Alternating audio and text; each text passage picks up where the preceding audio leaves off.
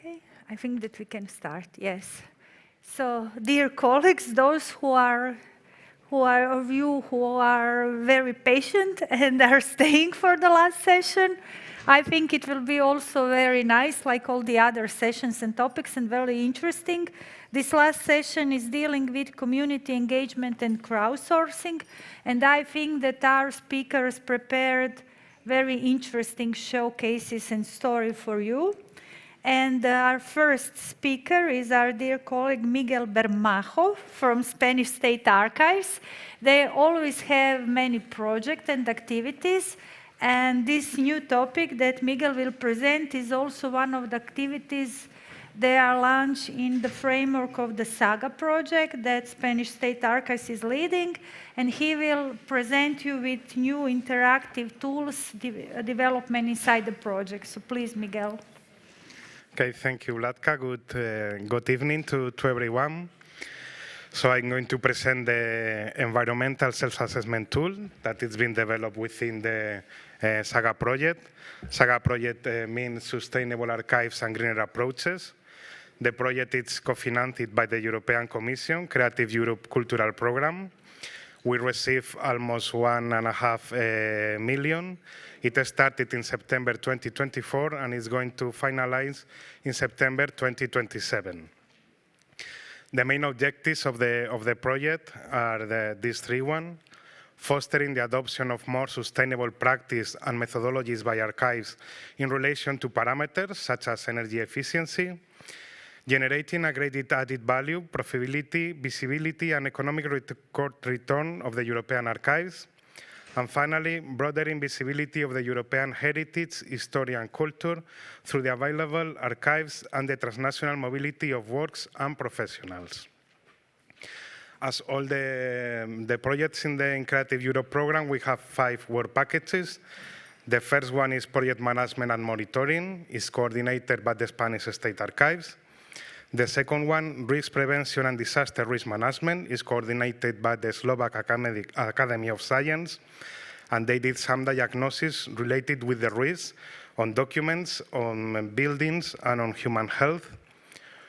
Work Package 3, that is the framework of this self-assessment tool, is Archives Greening. It's coordinated by the National Archives of Portugal, and they did also diagnosis, and we are now implementing action plans.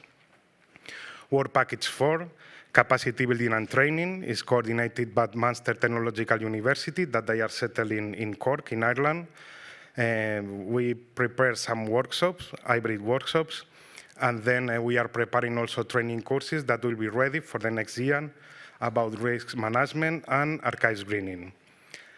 And finally, Work Package 5, about the project communication and participation, that we can highlight that we are going to have 2 exhibitions, one related with risk management, another about sustainability, once by the end of 2026, and the second one in 2027. Regarding the archival partners, we have the Spanish State Archives, that we are the coordinators of the project, National Archives of Hungary, National Archives of Malta, the National Archives of Portugal, and the Historical Archives of the European Union, that they are settled in Florence.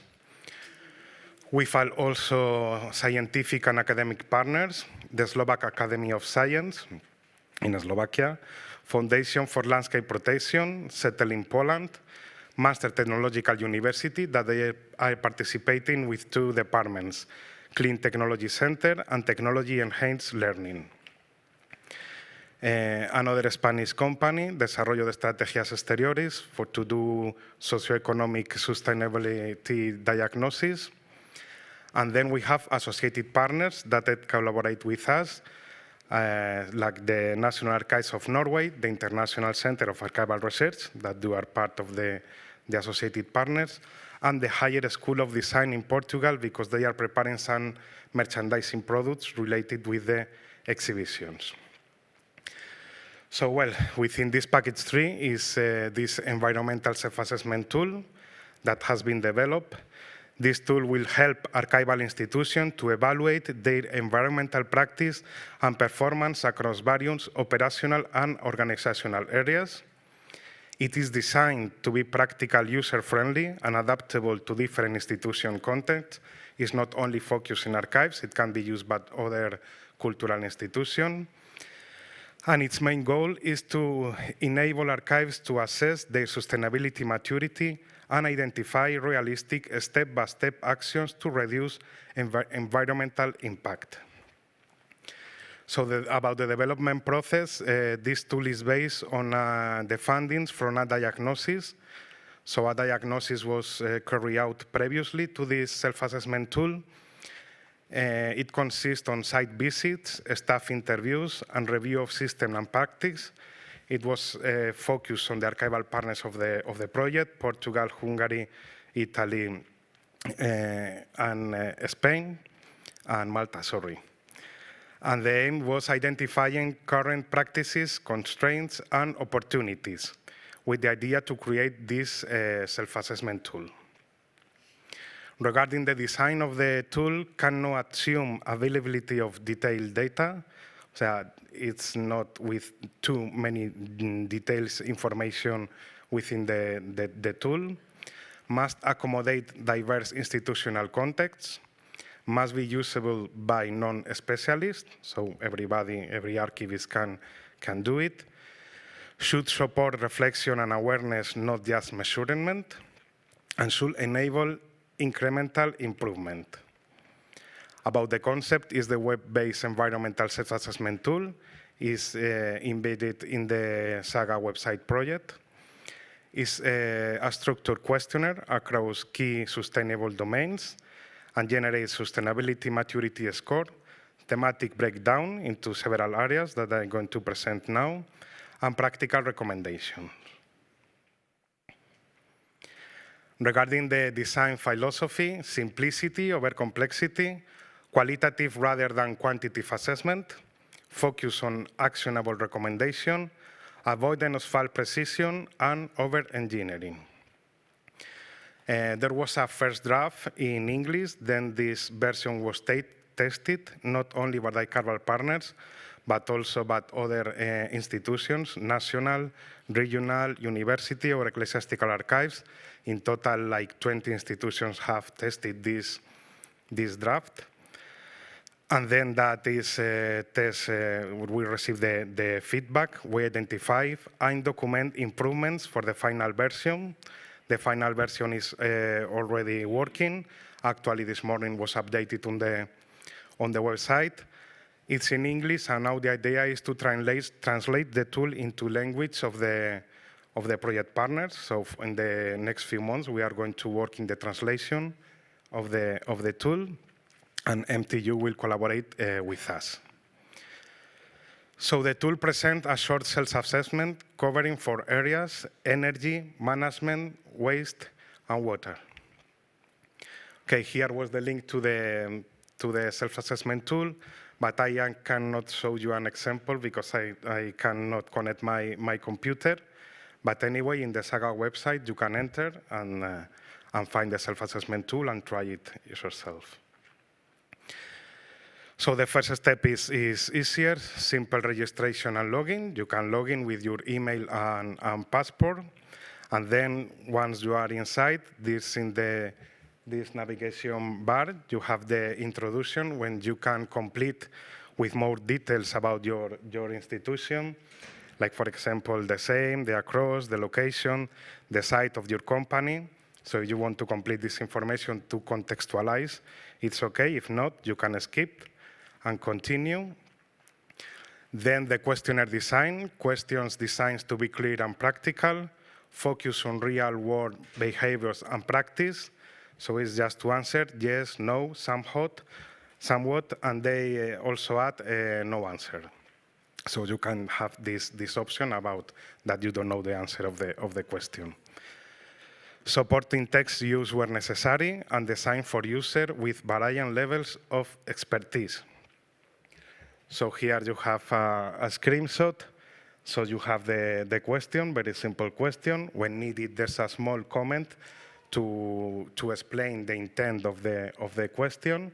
So you decided the answer. And it's the same structure for energy, management, waste, and water. So when you finalize your evaluation, you have an immediate on-screen result, sustainability maturity score, breakdown by thematic area, and you are going to receive a detailed PDF with a summary of the result and practical recommendations. So here you can see, for example, the screen. This is the total percentage of if your institution is sustainable or not, and they divide it into, it was just a taste, random. Energy, management, waste, and water, breaking down into the different sectors. And then by the end of the screen, you can see the report that you are going to receive with more detailed information. And you can use also this template to try to implement activities or measures in your institution to compensate the mistakes identified or the deficiencies identified during the evaluation. So regarding this full PDF, you receive recommendations regarding these 4 areas. So here are just some examples about what you are going to receive: how to identify main energy users, make cost saving, replace all lighting technology, monitor energy use, check optimal settings. Also related with management, to establish a green team, to appoint a green team leader, sustainable actions, raise staff awareness. Regarding the waste, to measures for better waste segregation, measure and monitor key waste stream cost and validate this cost. So, well, depending on the result of the evaluation, you receive one or other suggestions. And finally, about the water, measure and record the water consumption, check of leaks, calculate water usage, well, etc. And finally, as I told you, you receive this template when you can decide which actions do you want to implement, the responsibility, and then the completion date, trying to mitigate these deficiencies. So how the self-assessment tool can be used? It can use as an entry point of sustainability awareness within archival institutions, to support discussion across functions, facility preservation, IT management, to identify priority areas for improvement, to inform planning and resources allocation, and to track the progress over time through repeat assessments that you can repeat as much as you want. So thank you very much. This is the self-assessment tool, and as I told you in the SAGA website, that is at the end of the presentation, there's a section named resources, and within resources you can find this self-assessment tool. So thank you very much. So thank you, Miguel. It was, I think, very interesting, and I think many archives will try it. Do anybody have some questions? So. Thank you very much. I'm just thinking about if you measure, for instance, energy consumption, and you evaluate it, you have to evaluate it against a certain given aim, what the energy is weighted for. I don't know, how do you to compare, you mean? Yes, for with example. what do you compare with square meters of Yes, something, or longitude of archival material? There's no any standard to compare the results. In the diagnosis that MTU did previously with the archival institution, they give more details about the analysis of, they visit and interview people in other archival institutions. But this tool is created just something simple, not very complexity, and it's not going to provide a lot of data. So there's no comparison. I don't know exactly what is the limit that they decide if the consumption is high or not, but answering the questions, you are going to receive at least a recommendation about how to save electricity or energy. You see how it gets better, no? Yes, yeah. Any other question? they have to try it first, then they will have lots of questions. I would have liked to try with you, but I asked the IT team, and I need my computer, and it was difficult to connect, but it's very easy. You can try it on your own. Maybe on the next ICARUS convention, maybe everybody has to try and then to go with data to SAGA project partners and ask them how to analyze this data and what can be done. So if no questions, so thank you very much. You can also ask Miguel additional questions. So our next speaker is somewhere here, I think. Our colleague Pierre Boselie, that was almost overpresented yesterday with many functions. One of his functions, although he's retired, but he's very active, as you see, and involved in many activities still and initiatives. And one of the long-lasting initiatives is Limburg Time Machine project. I think that Pierre is very involved. I think he's still very involved, although retired. So he will present the new going on, I think. And of course, you already have lots of plan, I know, for this Limburg Time Machine activities. So please, Pierre. Thank you, Vlatka.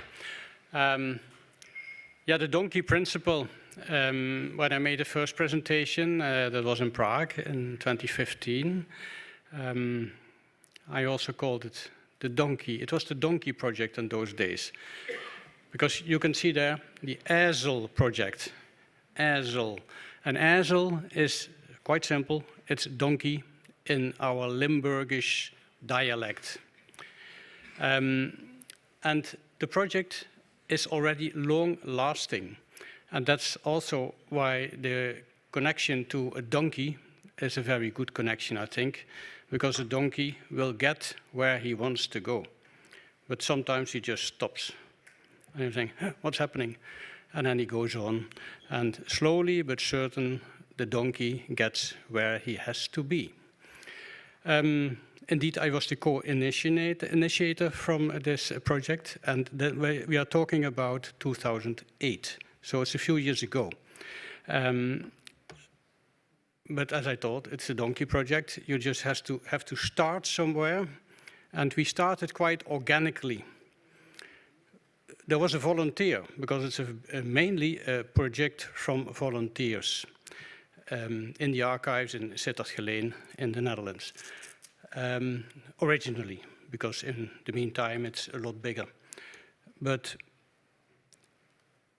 as it started, the question of one of the volunteers was, with a chemical background, he said, I can connect all kinds of atoms together. Why can't I do that with historical information? And he said, I think we can do that. And I thought this is a wonderful idea. You need a platform for that. And we made that platform together because we are the institution, we were the institution and still are the institution, with me pensioned now. And so we made sure that there was a facility, that there were computers, that there was money. Not that we had a lot of money, but we have a lot of creativity. So for decades, we are now, with a lot of volunteers, adding cadastral sources, cadastral information, genealogical information, and it's all made accessible digitally, where necessary, georeferenced, and all done by volunteers.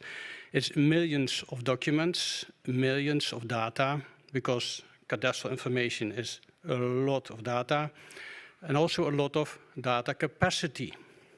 I remember that my colleagues in the city said, yeah, the archives, what do you need for storage room? A few of these old documents.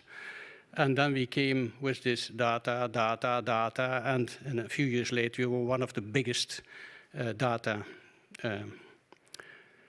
departments of the city, of course. So they are not laughing, and yeah, they are now laughing, but for another reason, because we are helping them with their questions. Okay, it's a system, and we'll go into that a bit later, with coaches, supervisors, etc., because it's when you work with volunteers or just with professionals, you need a good structure to make sure that everything is falling into place. The results are, you'll see that in a moment. In the meantime, 2,200 square kilometers of cadastral information from 1840, about 1840, when in Limburg the cadastral information started. Not in 1832, like the rest of the Netherlands, because in 1832 we were Belgium. And we came back to the Netherlands in 1839. So in 1814, the cadastral information in Limburg starts.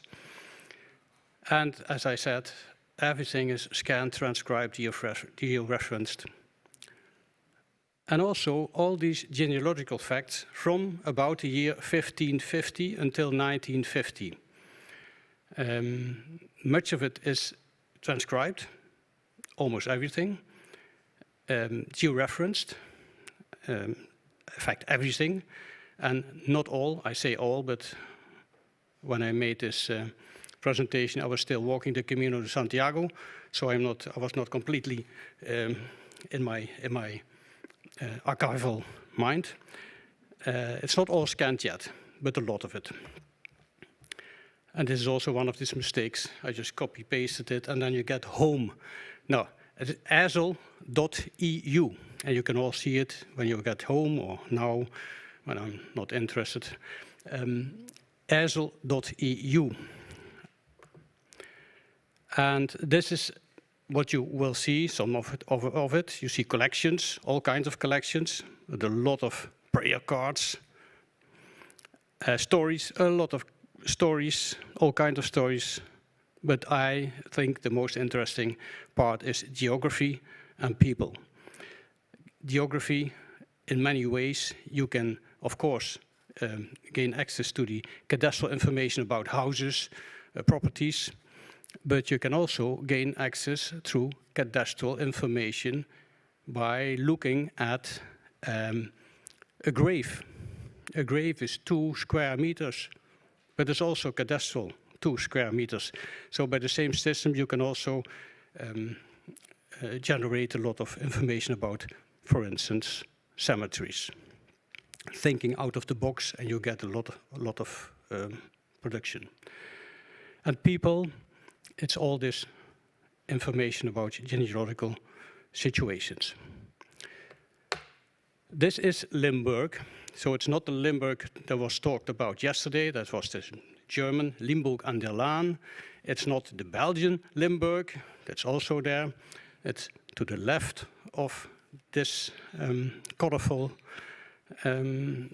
display. No, every color you see, that's Limburg, except to the left you see a sort of island in color. That's a little piece of the province of Brabant, and they are lifting with us. Because why won't you let someone lift with you?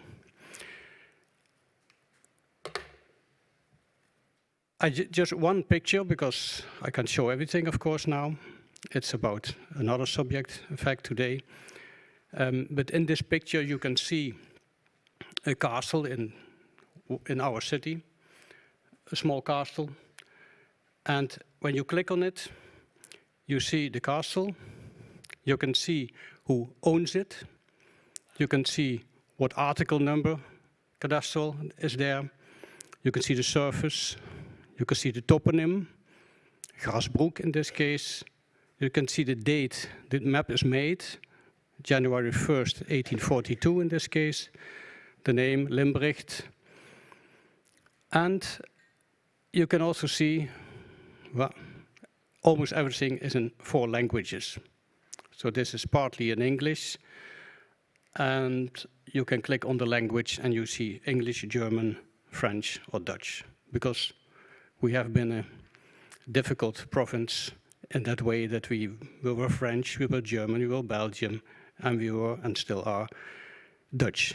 And of course, that also has to be in English then, these days.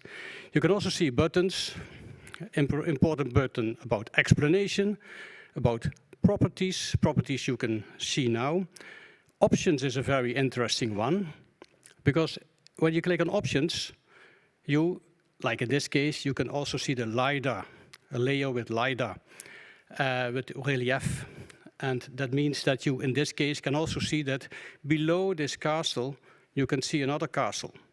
You won't see it when you walk there because it's all woodland and forest. Well, forest.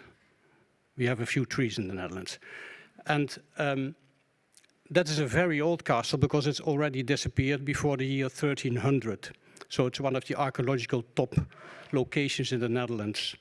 And if you look really good, you can see that there is even an older motte, as they called it, motte castle, here. So in fact, in one picture, you see 3 castles with a lot of history around it. But it's just an example. It's today about community sourcing, because we do not do crowdsourcing. We do community sourcing. It's about people, connecting people. And why do we do that? Because we love crowdsourcing for the archives, but most people are there working anonymously. It's not easy to bond. It's difficult to stimulate each other. And there are a few people, about 9%, who do a lot, almost everything, and a lot of people hardly do anything. That's how it works. It's what it is. When you have community sourcing, you are in the archives. You are in a historical society connected to the archives. And people know each other. And that means that people do bond. And the bonding is very successful. We have people who eat once a week together from this volunteer society, of community, I must say.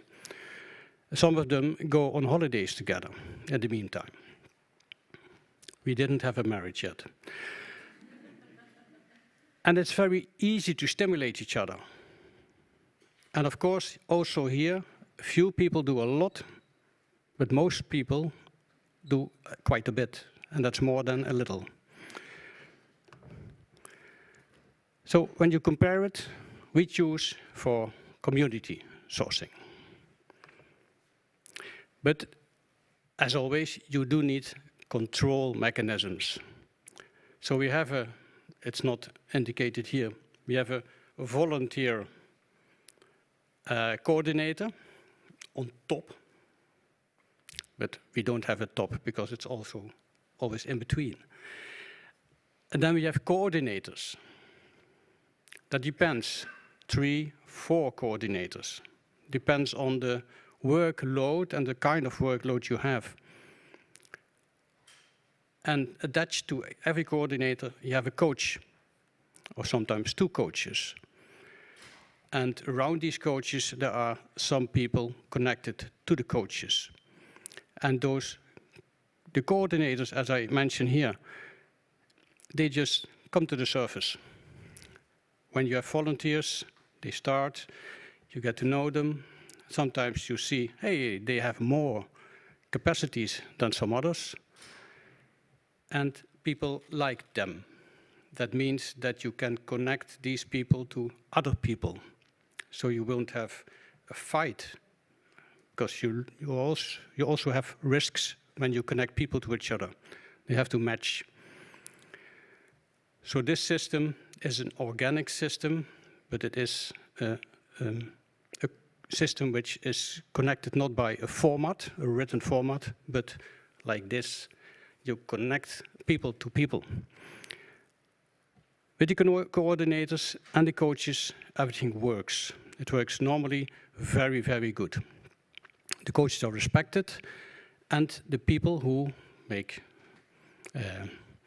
do the work, in fact, they want them to be checked, and that's very important. The key word is participation. Of course, everything is participation, but here it's the key word. There are, at each time since 2008, well, the first year is a little bit less, but since about 2013, 14, It's about a stable factor of about 200 volunteers in the province of Limburg. And in the Sittard-Geleen archives alone, it's about 70, 75, 65, it differs a little bit, volunteers. Normally there's a waiting list. And of these about 70 volunteers, about 35, half, people with what we call with a rucksack, who have a problem. That can be autism. It's not a problem, of course. Autism is beautiful if they have the right position and the right workload and the right people around them. Then it's perfect. But you can also have people with brain damage after illness, accident, something like that, or people who are 8 years or longer unemployed. A lot of elderly people, of course, but also young people who have this, well, one of these problems. And the funny, not a funny thing, it's a beautiful thing is that each year at least 2 of these people go away again to a normal job, a steady job, which I think is perfect. So the project has more successes than only data. Here you see a few examples. This is the room, to the left, part of the room where the people work, about 25 working places where these 70 work in shifts. On the right, you see cadastral information, and in fact, at the bottom, it's a bit not very visible. It's a sort of Excel sheet. If you can write and read and write, then you can join. It depends on the level you have, capacities you have, on what level you are working. And to the right below, it's the original cadastral map, and here it's, in fact, the copy, digitized copy, georeferenced. And also the georeferencing is done in the house, trained by people who didn't know they could georeference at all. And that's what, when the intergenerational learning pops up, because we have a lot of old people. Old people often, not always, have the capacity to learn to read old text. And we have inside, of course, in-house company training for this old text learning also. But old people can learn how to look at old photos and describe them. They can learn how the cadastral system worked and works, analog. And young people, they are normally very good at using the computer. They can learn older people using the computer better and quicker. They can think in new ways. They have sometimes 3D skills. And of course, it's black and white. It's always gray, but like me. But it's this is about how it works. So if you want to get ahead, you have to look back, and then you have to work together, like this man. AEZEL.eu. Thank you.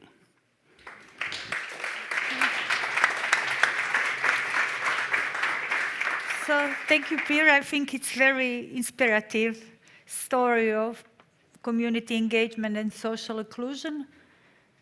Do we have some questions for the public? For somebody who was tracking this story through the years, or somebody who now see it for the first time? No? During the coffee. Yeah. Probably. So thank you once again very much. So our next speaker is Ms. Sophio Jobava from National Archives of Georgia. She will present some audiovisual and multimedia strategies for increasing archival engagement at her archives. So please. Thank you. Good evening, dear colleagues. At the ICARUS convention is coming to an end. I would use this opportunity to express my gratitude for the organizers for this wonderful event and inspiring event. Special thanks to Birgit and the Estonian National Archives for such a warm welcome. I'm sure that ICARUS convention is a really special event that all of us are looking forward to every time. So thank you for bringing us together. Now I'll get back to my presentation. Today I would like to speak about how audiovisual and multimedia strategies are transforming archival practice, particularly how we're shifting from preservation to participation.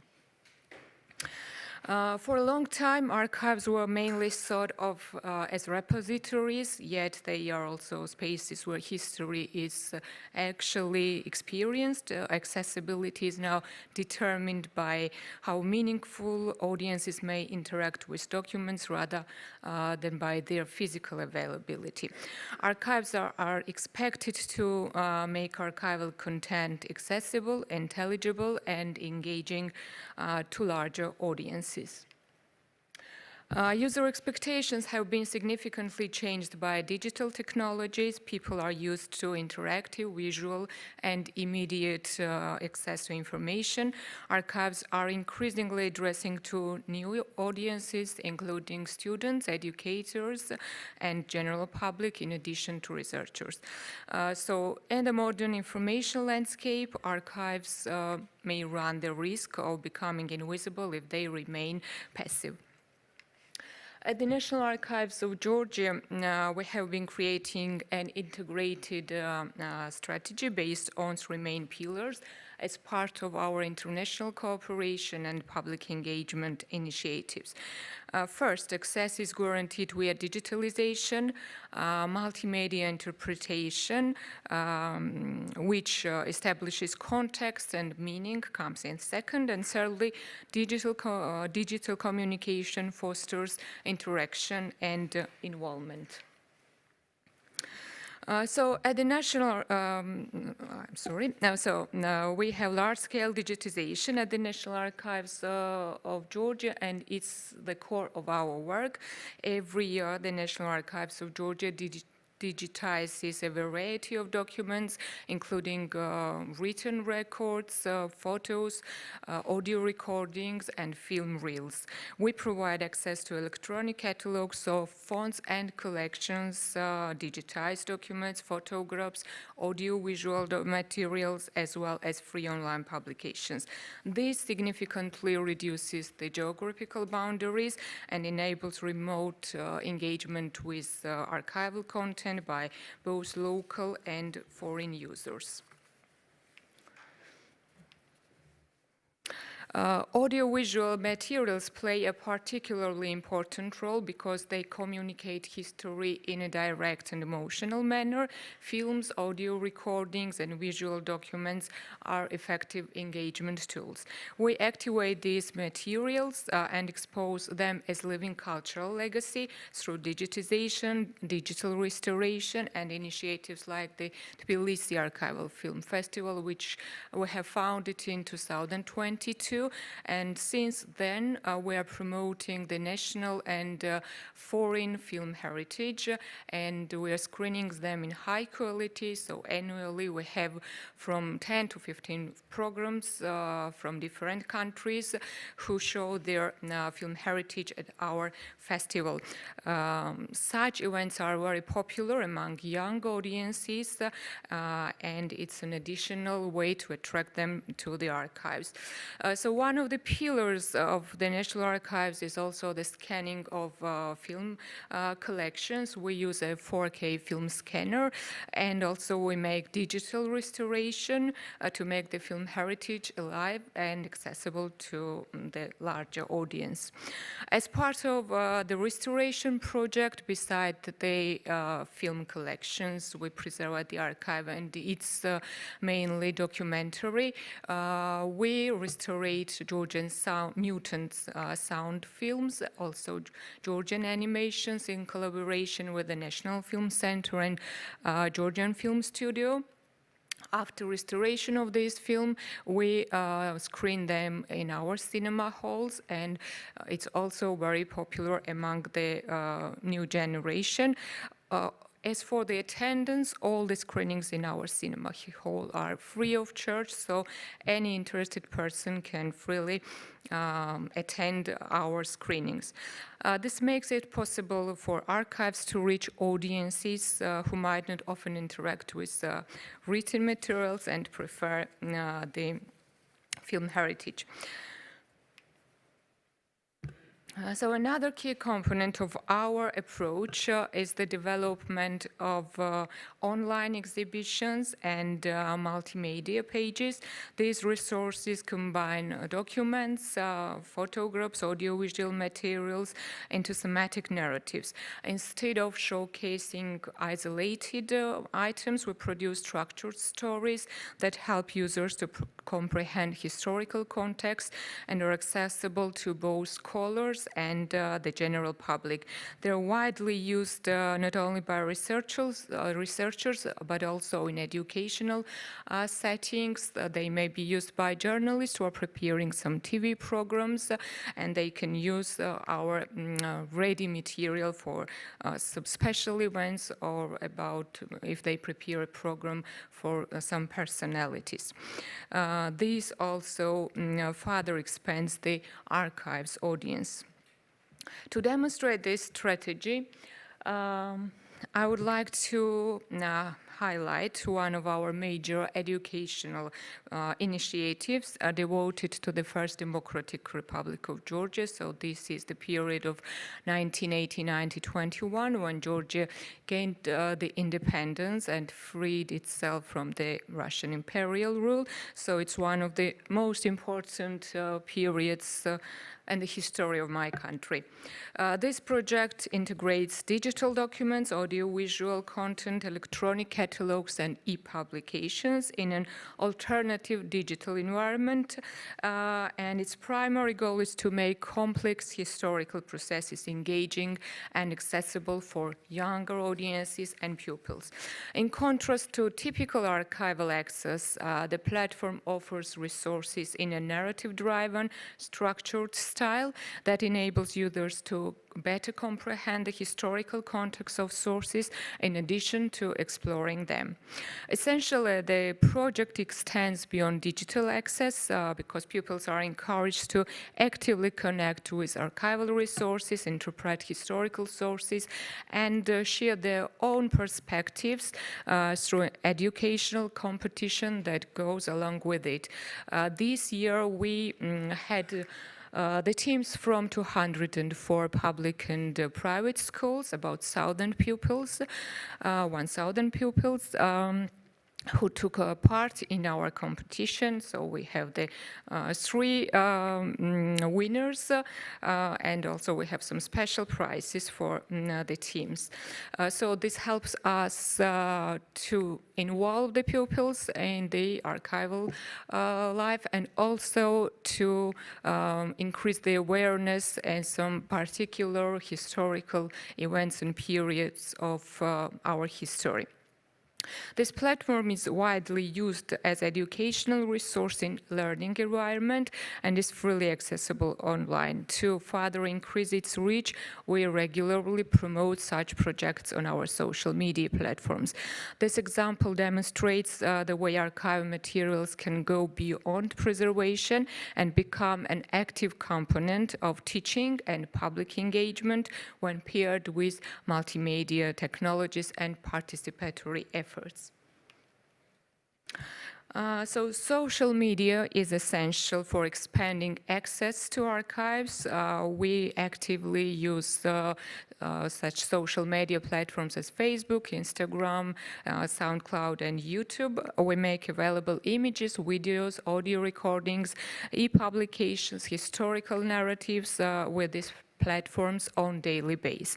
Crucially, social media serves as a platform for interaction as well as promotion, allowing people to communicate, respond, and participate in historical conversations. Social media allows the archive to escape its institutional boundaries. It introduces historical content into digital spaces and permits constant interaction. These efforts have achieved several visible outcomes. There is a noticeable diversity of audiences, including non-specialists and younger people. In digital settings, archival materials are more visible. Additionally, we see an increase in the use of archival material in public discourse, international research, and education. To put it another way, archives are better integrated into modern intellectual and cultural life. To sum up, multimedia is now an essential component of access infrastructure rather than merely an additional tool. Today's archives have evolved into dynamic cultural platforms that both transmit and preserve the past. And perhaps they create opportunities for participation, which may be their most significant contributions. So if archives want to remain relevant, they must not only preserve the history, they must make it meaningful for contemporary audiences. So thank you for your attention. So, thank you very much. It was very interesting. Stay a little bit if we maybe have some question from the audience. Of course. So there are some questions. So audio material is very appealing for working with public from the archival perspective, much more interesting than old papers and us, as we see from these today program examples. Actually, it is not a question, it's just a conclusion.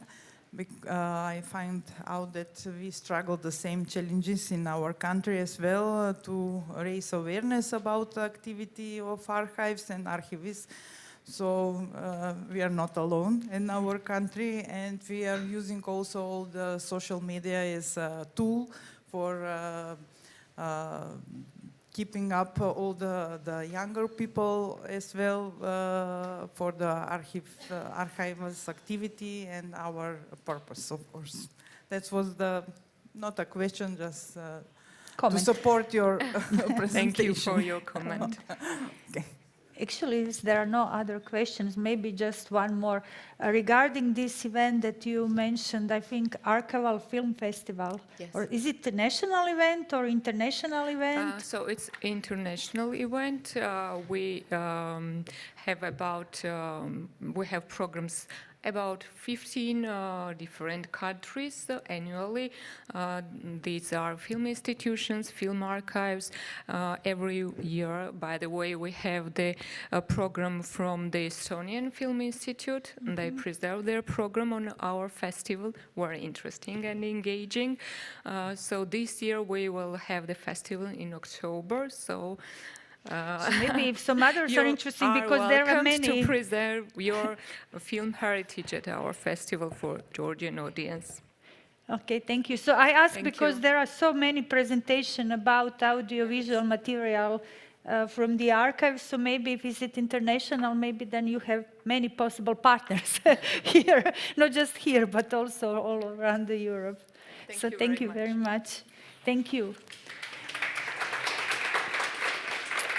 So our next lectures will be about community archives. So the first lecturer is our colleague Magdalena Wiśniewska-Drewniak from Nicolaus Copernicus Universities in Torun. She will present the research paper about independent community archives. So the floor is yours. Thank you so much. I'll try to be on time. Yeah, okay. Good afternoon. Thank you for having me here. I'm really happy to be here. So my presentation is titled "A Hobby, a Responsibility, and the Way to Change the World about Engagement in an Independent and Community/Civic Archive." So due diligence results presented here are part of the research project Impact of Independent Community Archives, funded by the National Science Center in Kraków. So already in the title of the presentation, there are some terminological problems, I would say. So I used the term community archive, which is the most recognized terminology when it comes to the English language. Shortly speaking, there are grassroots archival initiatives where community ownership and control are crucial, and in many instances, especially around literature in the English language, they are run by marginalized groups. Understood in a different way. So there's just a group of people who decided that they are not documented properly by public heritage institutions, so they decide to do it on their own. And in Polish, we use this terminology archiwum społeczne, which is slightly different. It means literally social archive. We see them as places where people are engaged voluntarily. They are based on their passion about something. They are done for the good of the public and usually without participation of the state. Hence, I also use this term civic archive, which is probably a bit more a bit closer to the Polish terminology. Let's go further. So the project that I mentioned earlier, in short, we call it the Impact Project. I encourage you to visit the website. There are 4 investigators engaged in the project. I happen to be the primary investigator. Adriana, who will be speaking after me, is also one of investigators in the project. It lies in studying 3 different cases, which means 3 different community archives currently operating in Poland. It's about on-site visits, interviews with archivists, with donors sometimes, with people engaged in these archives activities. And we want to see what is these archives' impact, so how they change something in the world or in these people who are engaged in doing community archives, and we are especially interested in social, affective, and personal impacts. So today I would like to tell you about one case we studied. It's actually the second case. If you were in Budapest last year at the conference, I was talking about our first case, which was a German minority in Poland. This one is called Psie Archiwum Społeczne, Dogs Community Archive in translation. So I interviewed Paulina, the creator of the archive, in June and July 2025. Paulina buys objects from online auction services, flea markets, and so on, because she wants to show the history of dogs from the animal perspective, especially in the interwar Poland. She has got photographs, postcards, publications, a bit of museum objects, and textual documentations. I encourage you to visit this archive's Instagram account, and also they are present on Zbiory Społeczne community collections portal, which houses a lot of information about community archives in Poland. So right now, this archive is run by one person only. So, a hobby or a passion. It all started with Luna, Paulina's dog, which is a Springer Spaniel. That's the name of the breed. But she was different when it comes to her behavior and character from this popular or rather regular standardized breed characteristic, let's say. So Paulina turned to heritage because she has got background in museum studies. She doesn't work in her profession, but she's got some background in heritage. So she turned to heritage to look for the historical standard of that breed. And she found that yes, the breed was described different in the past, and this historical description of Springer Spaniels fit better for her personal dog.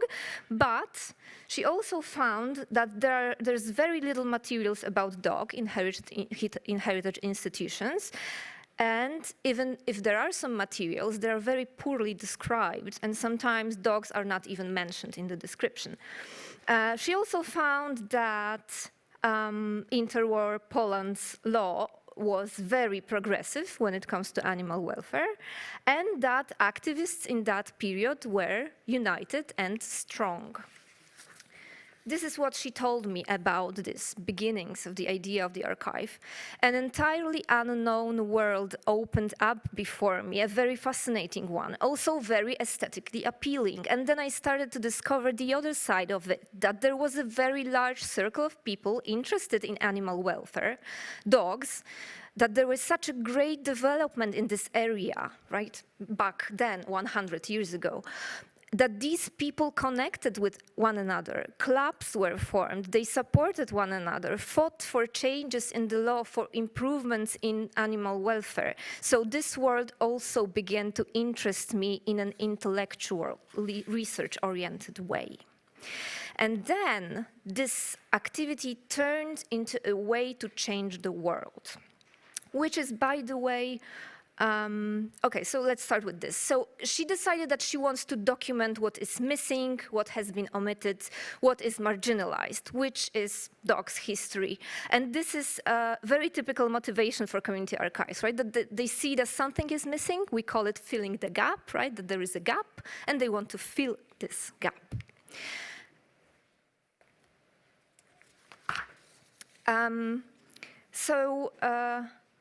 Paulina told me a story about this president of Poland during interwar period, and then 1939 comes, and if you would like, the president had a dog, and if you would like to do research about the presidential mansion and things that were there, it's going to be easy, you'll find everything.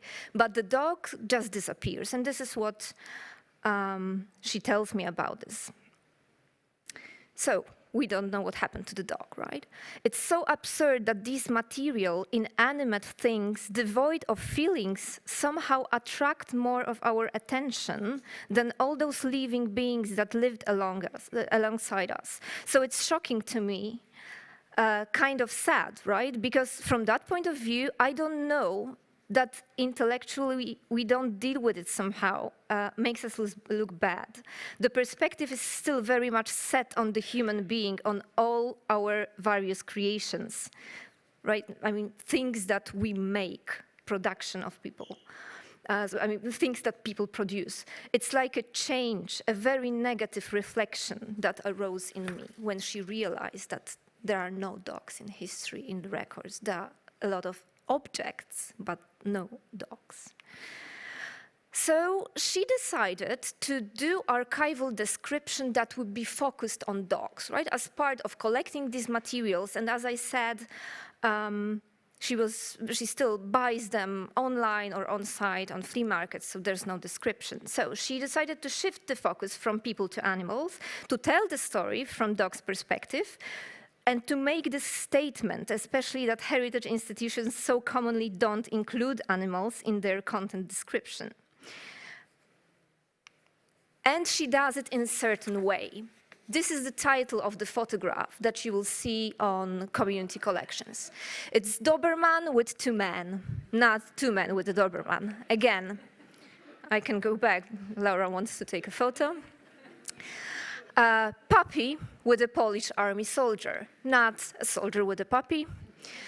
Shepherd with a woman, not a woman with a shepherd, right? We can see what's going on here. Of course, I asked her about this during an interview, and this is what she said. I do it deliberately, calculatingly, and maybe only because that perspective is missing. And even tags are missing in other archives sometimes. Of course, sometimes that dog or dogs, they're somewhere in the background and the family is more visible. And objectively speaking, it's actually a photo of a family with a dog or a photo of a girl, child with a dog.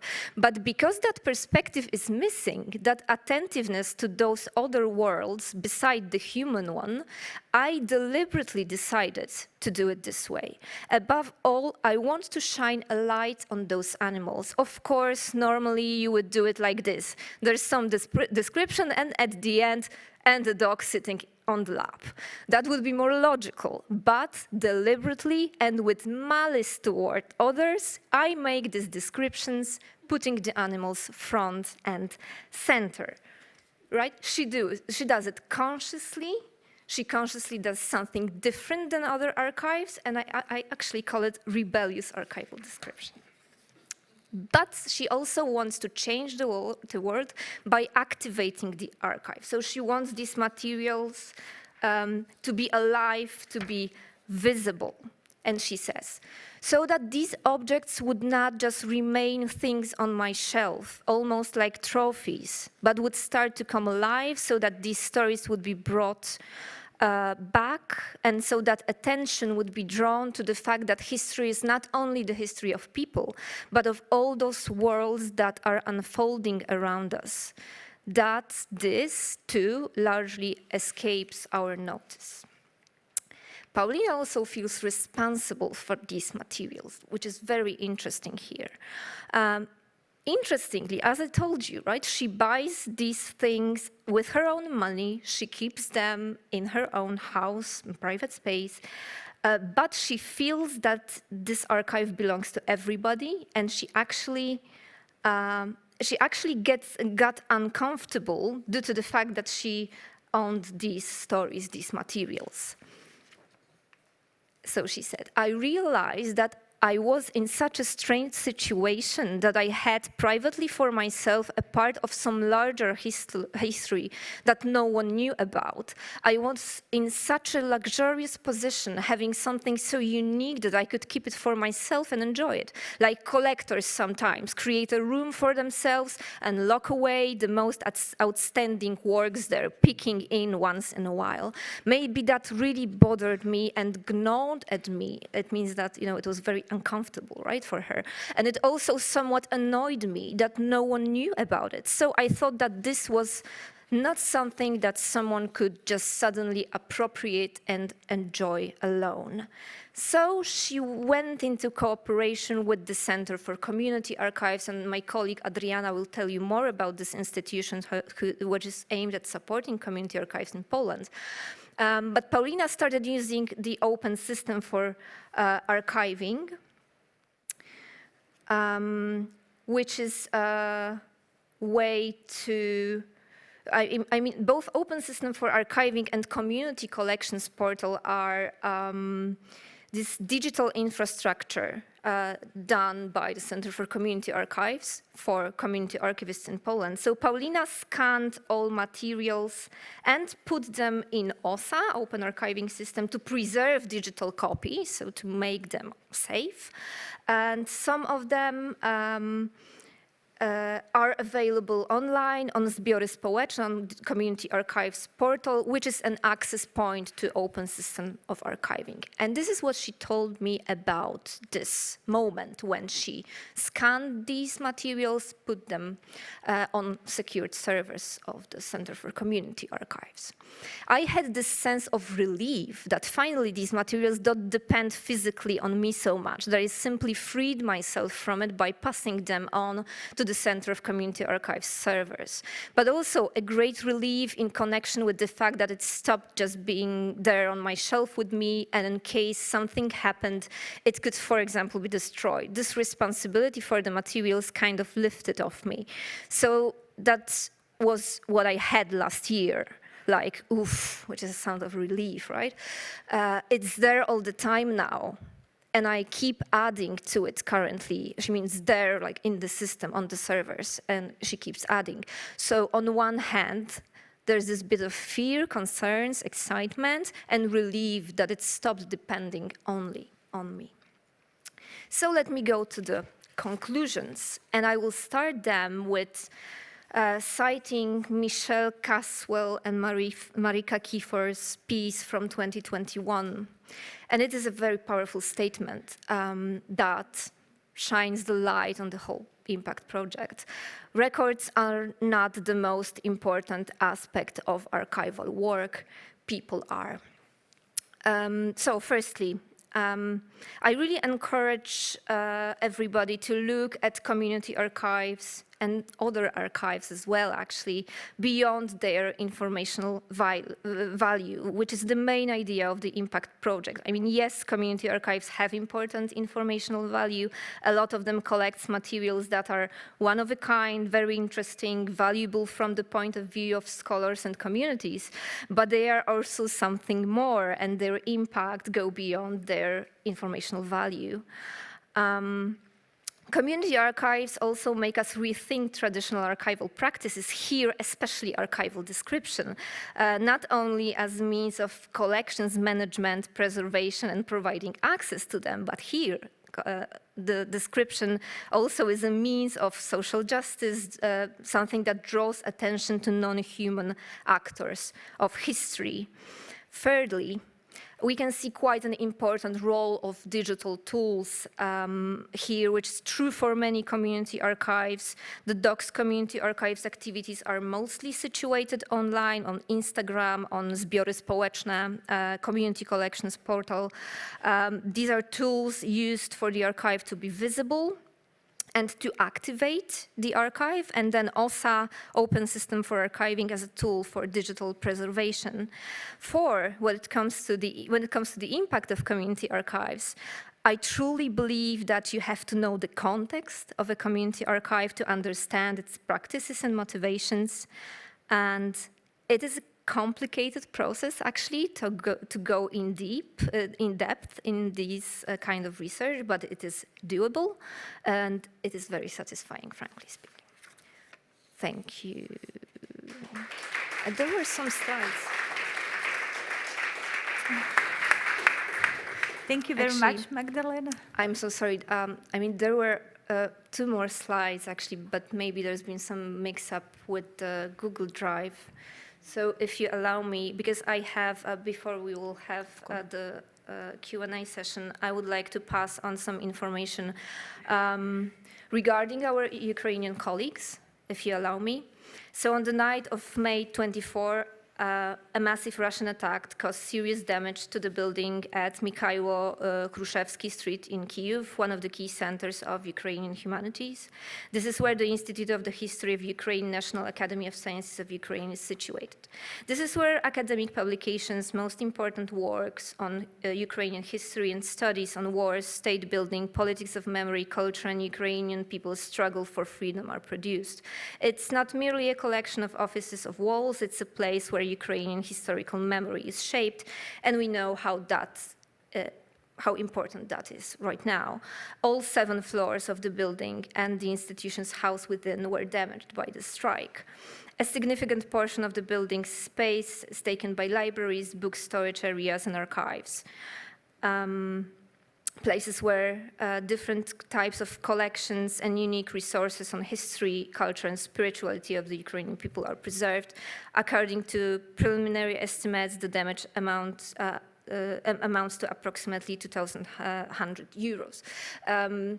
I had this on my slide, actually, sorry, but if you are interested, I have bank account number where they collect money for renewing the building so they can go back to work. Please approach me and I will share that with you. Thank you. So, thank you very much.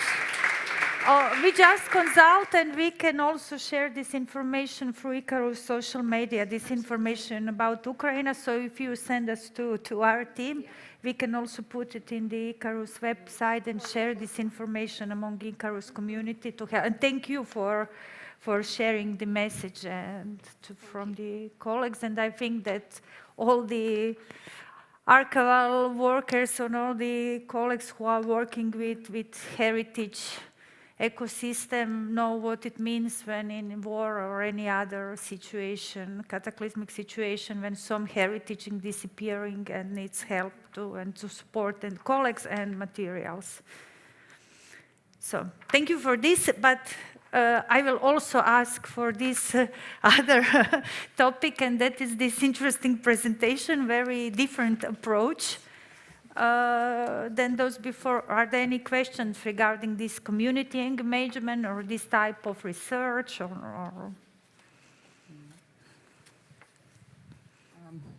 I may just add one really funny thing. So our colleague who was responsible for our souvenir and booklet table over there, Margus Lääne, so unfortunately he left for today, but he has completed a thorough research on dogs specifically, so the dogs from the National Archives collections, and even published a book. So several photographs, as you found out, and also the stories. So I think that he did this research around 8-10 years ago already. But so the dogs is a funny thing. So I don't know what comes next, but there are plenty of different type of information we can search for. So not just this traditional topics we have got used to have. So yeah, so I just had idea to share the contacts between you and Margus. Yes. I think Paulina will be very happy to get to know somebody who does this job. So perhaps any other comment or question? No other. So no other comments. I also now had the idea, but I won't tell it because I have too many ideas. But I will ask colleague Adriana Capalla, who also came from same university, and Magdalena already announced her that she's also involved in this research, and she will also present some features inside this research. So please, Adriana, carry on.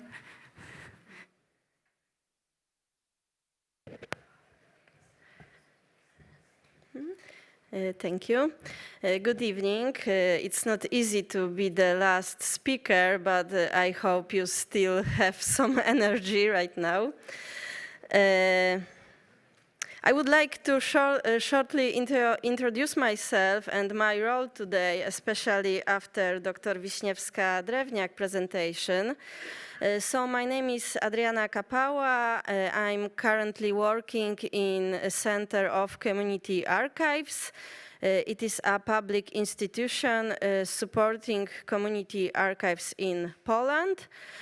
And also at the Doctoral School for Humanities, I'm preparing a dissertation on oral history in community archives, and Magdalena is one of my supervisors. And last but not least, I'm also an investigator in the research project, The Impact of Independent Community Archives, which Magdalena spoke about. The Center of Community Archives was established in 2020 on the initiative of the Carta Center and the Ministry of Culture and National Heritage to support community archives movement in Poland. In Poland, we have over 850 community archives, and these kind of archives are located all over Poland. In some parts of Poland, archives create support networks. They meet, exchange knowledge, provide support. The topics these archives cover are very diverse, encompassing social groups, minorities, local history, and the history of professions and passions. In my presentation, I want to examine the relationship between community archives and the Center of Community Archives. I'm curious about how archives benefit from this support and how it impacts their independence, both positively and negatively. Before 2020, community archives operated as individual initiatives. The Carta Center supported them, but the possibilities were limited. How in Center we support community archives? First, we educate both beginners and more experienced archivists how to describe and digitize archive material, how to store collections, how to record oral history interviews. We run the community collections portal zbioryspołeczne.pl, where you can browse to thousands of sources shared by community archives, photographs, documents of everyday life, audio and video recordings. We also organize meetings, events. Most notable examples are the Community Archives Congress, and Academy for Community Archives, training courses also. We promote community archives from the whole country, popularize the idea of community archives as a way to discover history. We animate this movement with cultural projects, publication, contests, meetings, discussions. And we also develop a strategy and textbooks for community archives, which are meant to suggest positive practices in gathering and sharing community collections. The project is ongoing, and until now, 2 community archives were visited and fully analyzed: the German Minority Research Center in Opole, Docs Community Archive in Torun, and now we analyze community archive of Chełmionka. Chełmionka is a Torun city district. And what about cooperation between the center and community archives? On this slide, you can see some of our activities. Study visits to community archives, workshops, trainings. Another important event is the Community Archives Congress. I mentioned about it, which takes place every 2 years. We also celebrate International Archives Day. We call it Archifest. It's our event. You could see on this slide. So we celebrate International Archives Day and encourage community archives to open to the public. We are an institution associated with the community archives movement. This is important for archives. Many of them have collaborated with the Carta Center before. What is important to us is the voluntary nature of this cooperation, partnership, and interpersonal relationships. So making a community with community archivists is important to us, responding to needs and providing support and assistance. Which is our support like? We try to find the best way to support each one archive. Each community archive is different. From research and conversation with the archivists in the impact projects, 2 things stand out to me. First, easy contact with the institution. It's very important that there are no additional barriers or formalities. Contact is easy. And the second thing is the feeling of being part of a movement is important because the work of an archivist is often lonely. It's important to know that there are others with a similar passion and that there is an institution that supports you in many areas. And I prepared two short quotes from the interviews with archivists. The first one is my favorite one.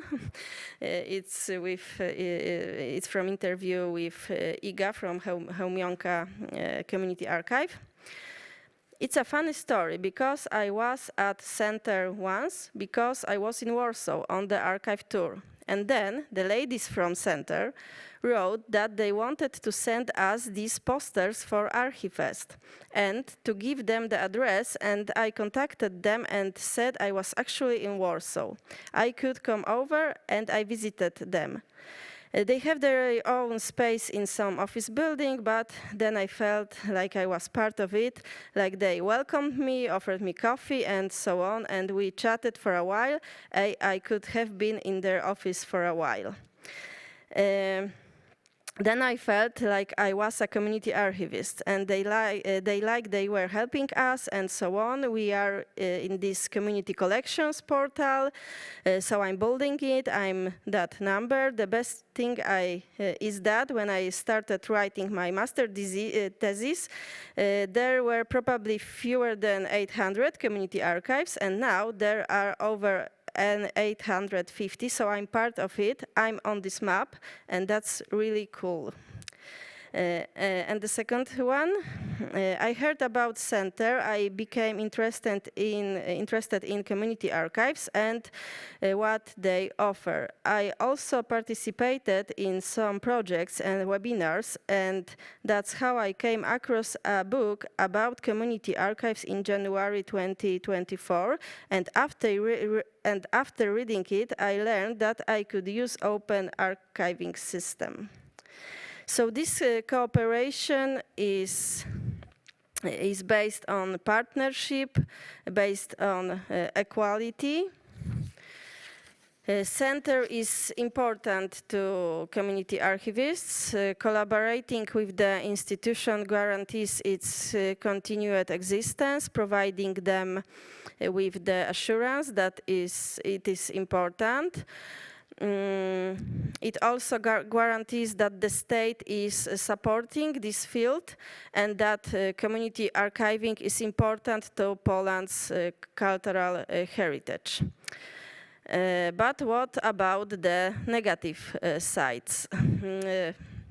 From this year, we have a grant program for community archives, and the question is how independent they would be if they take money from the state institution.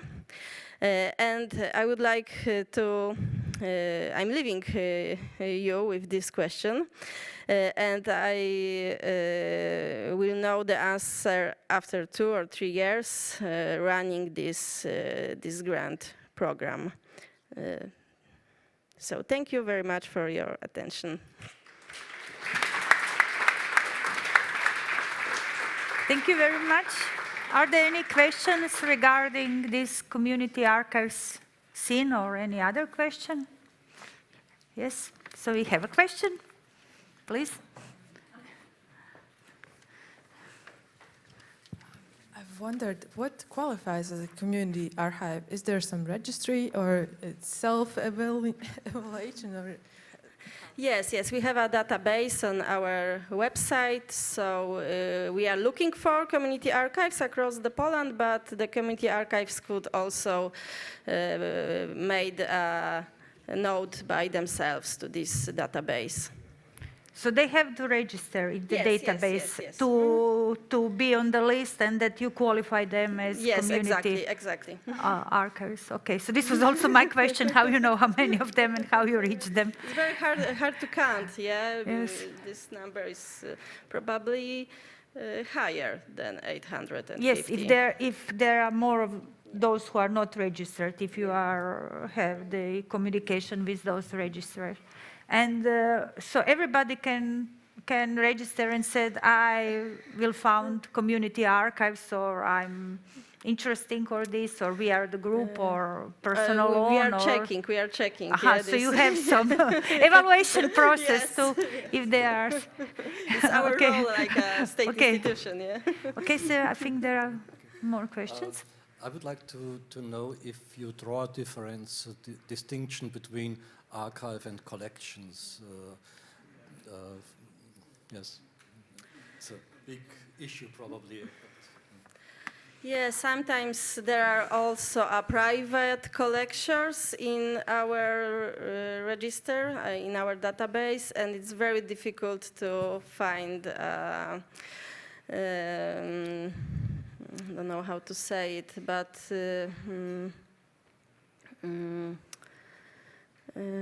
it's not only answer for this question, and we still in the process, we are still talking about this in center.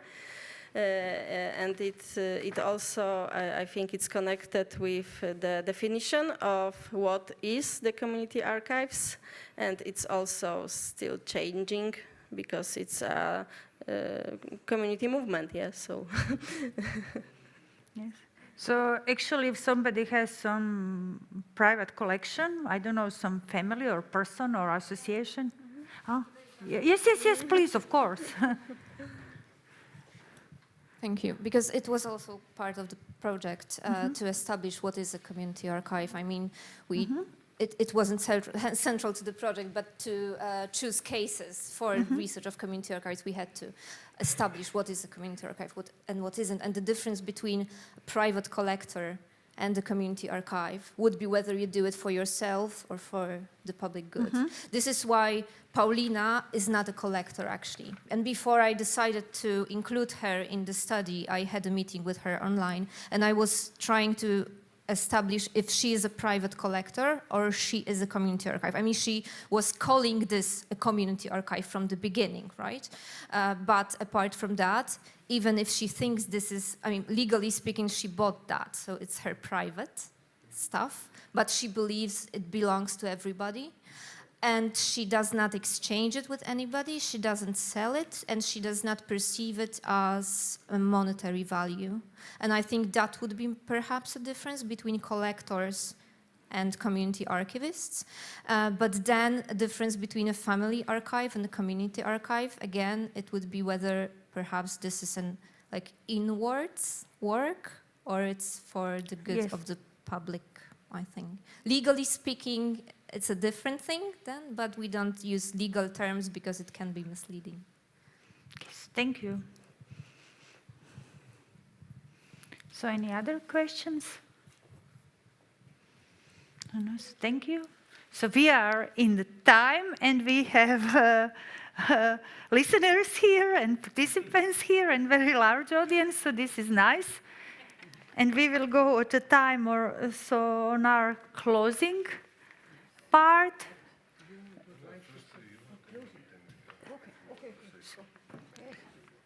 So going back to Birgit. Okay. We can do this closing all together, yes? Okay, dear colleagues and dear friends, the 2 really tight working days are about to end. So I truly believe that everyone could find something inspiring and something really useful, whether it is the AI support or how to engage public into the archival business or how to foster and increase the knowledge of our common archival heritage. Of course, this is our daily basis work. We have done it years and years, and we will keep on doing this. But still, every such a meeting will give us some more knowledge and some more inspiration. And first of all, the sharing ideas, just networking and learning from each other. That is the value and meaning of ICARUS community at large. So this time, I guess that the main focusing on access topics were truly valuable. We will see what comes next to our November convention, whether it is the more focusing on access and AI issues, or whether we take some more crucial topic to be highlighted. Now some words of thanks before you are saying something. I will just sum up some parts of our 2 days convention. So first of all, my heartfelt thanks goes to you, dear Laura. Thank you for coming here. Thank you for finding a time to travel from British Columbia here. This is coming like from New Zealand. Perhaps it's even more far away. I haven't counted the kilometers. But truly, thank you for being with us. Thank you for giving us the inspiration and the very touching and warm words and the bright ideas that you always share. So we are, for all of our ICARUS community members and every single one here, we are really grateful.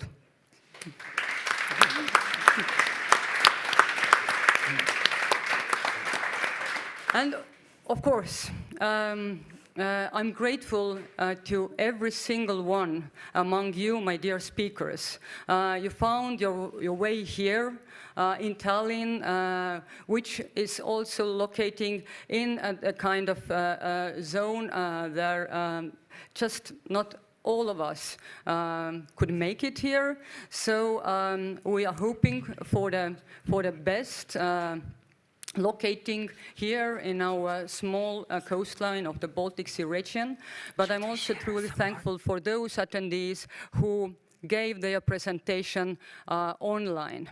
So thank you for all of you and all of these who gathered here to listening and following all the presentations. So my next thanks goes to our supportive technical team. So Event Media company has done a lot to follow all of our presentations here on spot or online smoothly. So my colleague Elise is there, but yeah, great. So and now let's give an applause to Daniil, Triin and Jarko.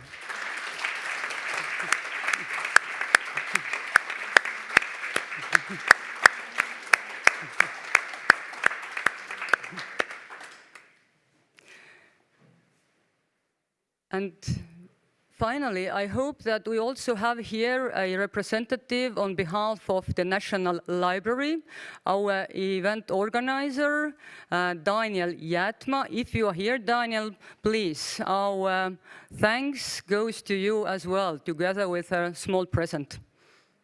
But we can give applause. I don't know if Daniel is here or not.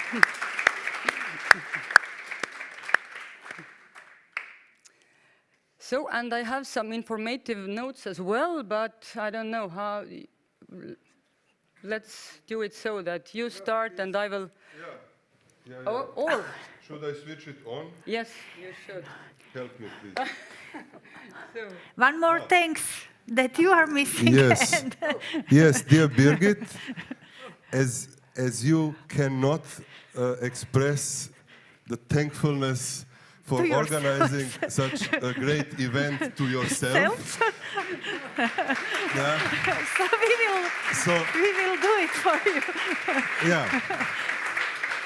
Yeah, so our dear president, let us, your vice president, on the behalf of all community and participants. Yes, let us say thank you for organizing this great convention.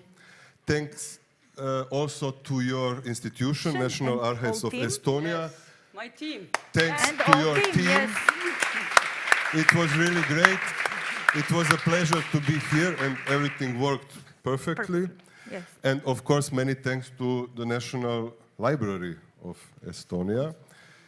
And of course, this event is still has something Ongoing. to offer. No? Ongoing, And ongoing. the best is still to come. So please, you can announce it. The best comes for the last. Yeah. So thank you very much. Thank you very much, dear Žarko and dear Vlatka. And we have actually our third vice president as well, Antonella Ambrosio, but She left. sadly, I think yeah, that she already Antonella left. had to leave already, so she's flying perhaps in these minutes, but still. So thank you, my ICARUS team, of course. Your support is enormous for me. So, but very, very, last but very important comments now. First of all, we are going to meet all of us downstairs, just at the main entrance, but not going out yet. We are having our dear colleague, the director of Film Archives, Eva Naribia, with us, following us very soon, to present the cinema room that has been here in many of our presentations named, but we haven't seen it yet because it is not opened. But Eva will just show up the cinema hall, which is close to the main entrance. So secondly, afterwards, you can see here a map. We are locating there on the right, and so the walking way to the restaurant called Otto. So simple, like Otto Amon here. So restaurant Otto is locating at Tom Puiestė 23 Street. So the Tom Puiestė Street is the very same street, just right here towards the harbor area. Those who are living during the conference times at Ibis or Meriton Hotel, very, very close, just between Ibis and Meriton Hotel, 6 minutes walk from here. But as you can see there, we can have also meeting points organized so that those who don't want to follow as a group to the restaurant, please do it by your own, but be there between 7:30 or to 7. So, but those who want to be there with group, please follow Maria. Maria is among us here continuously, so that Maria will wait for those who want to go there jointly at 6:30, just here at the main entrance. So, and those who will follow now soccer as a soccer players, as Žarko and me, for instance, will do, or who I can give you goalkeeper. or will just share us up. So those please gather at 6:15, also at main entrance, and I will take you with there. And we will make a little stop at Ibis Hotel just to take our belongings, but the stadium is just 100 meters from our hotel area and also from the Otto restaurant area. But what I missed, so for the joint dinner, the food is pre-ordered. The food is there waiting for us. This is a 3-course dinner. It costs 35 euros per person plus drinks, so you can have plenty of choice there. And after the dinner, we can be there until 10 o'clock or so. Afterwards, so everyone can pay, and if you have some questions, of course, I will be there, and some of our team members as well. So, but please be prepared of this.